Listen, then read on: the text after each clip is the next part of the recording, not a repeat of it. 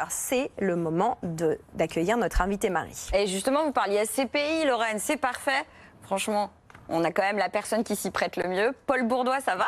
Ça va très bien. Ça faisait longtemps qu'on ne s'était pas vu quand même. Hein. C'est vrai. Alors, France SCPI, c'est toujours France SCPI? C'est toujours France SCPI. Et il y a toujours des opportunités sur les SCPI, on va voir ça entre nous. Bon, on va essayer de la faire courte, mais on va essayer de quand même réexpliquer à ceux qui nous regardent et qui nous écoutent ce qui se passe d'abord sur les SCPI. D'abord, on revient. C'est idiot, mais quand même, on rappelle ce que c'est une SCPI, Paul, aujourd'hui.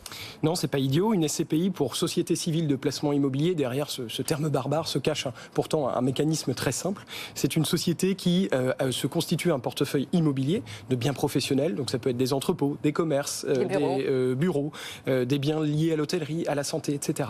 Et évidemment, cette SCPI, elle s'occupe de la gestion de ces biens, la gestion des travaux et des locataires, et elle encaisse les loyers. Et vous, en tant qu'épargnant, en achetant une ou plusieurs part de cette SCPI, eh bien, vous percevez en contrepartie un dividende tous les mois ou tous les trimestres. En fonction de ce que j'ai investi de ma part, je reçois en gros un petit bout de loyer. Quoi, au prorata de ce que vous avez investi, finalement, vous êtes propriétaire indirectement. Je suis copropriétaire D'une partie du portefeuille. Il y a des avantages à cela. Il y a un rendement qui est élevé. L'année dernière, c'est 4,53 avec des SCPI qui peuvent aller jusqu'à 7% de rendement. Donc, c'est quand même tout à fait honorable.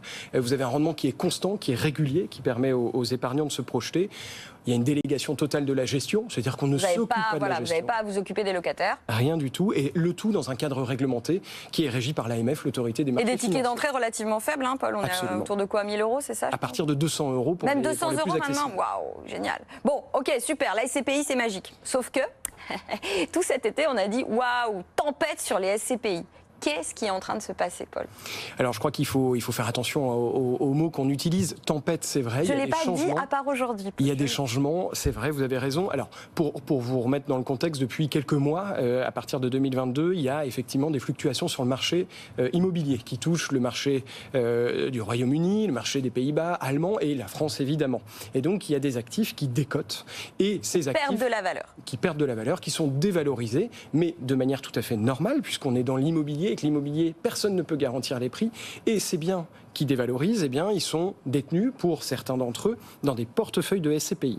Ces SCPI, de manière tout à fait rassurante, répercutent ces baisses de valorisation sur le prix de part, ce qui fait que, comme vous l'avez dit, depuis juillet, on a une petite dizaine de SCPI qui ont baissé leur prix de part. Donc, c'est-à-dire quoi? Je l'ai acheté 300 € et là on me dit non, finalement elle vaut 250. Exactement, tout à fait. Alors c'est pas aussi fort comme baisse, mais vous avez en tout cas des baisses qui sont de l'ordre de 15%.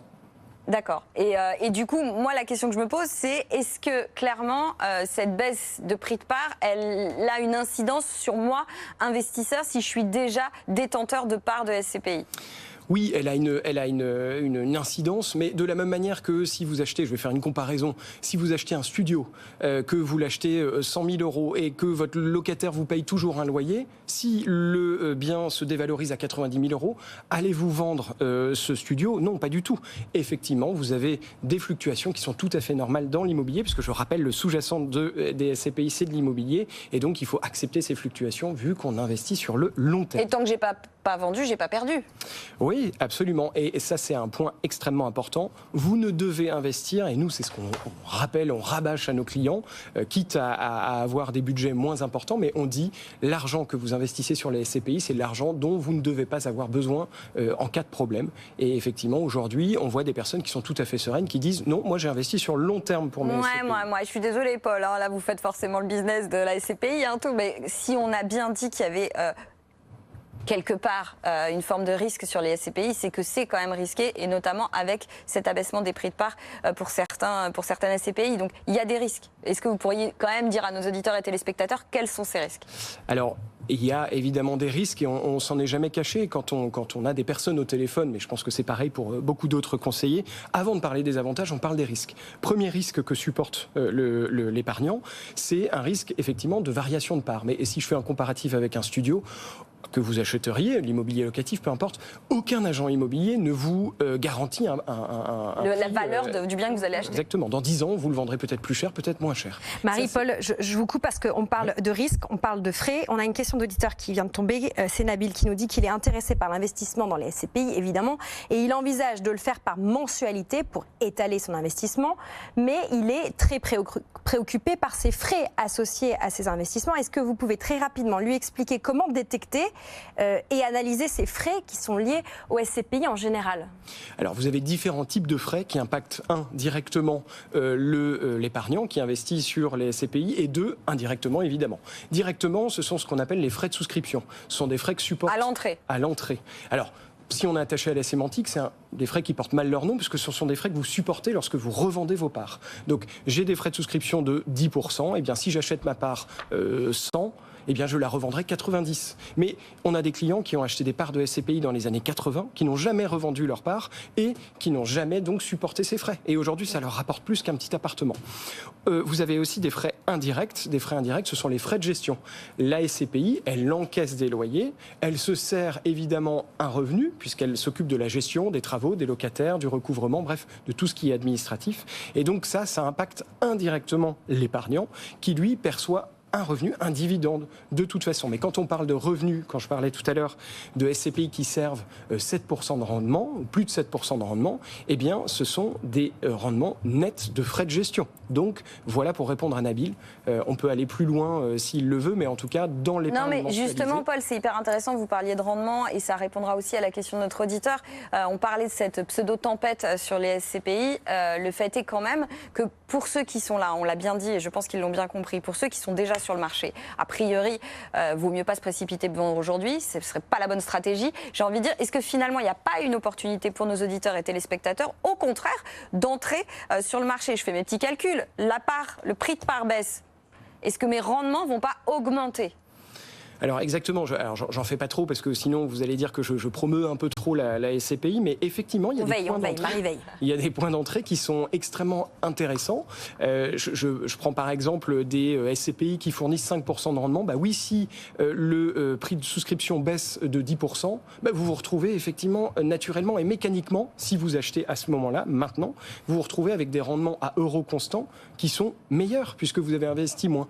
Si je prends mon exemple de tout à l'heure, si j'ai un studio qui vaut 100 000 euros, je perçois 500 euros de revenus tous les mois, ce qui me fait 6% de rendement. Si je l'achète 90 000 euros, j'ai toujours mes 500 euros de revenus par mois, eh bien le rendement il est plus de 6%, il est de 6,7%. C'est extrêmement intéressant, c'est exactement la même chose dans les SCPI, effectivement. Bon, et justement pour terminer, pour qu'on identifie les SCPI dans lesquels il faut aller ou pas aller, d'ailleurs ça sera à vous de trancher, vous qui nous écoutez et nous regardez.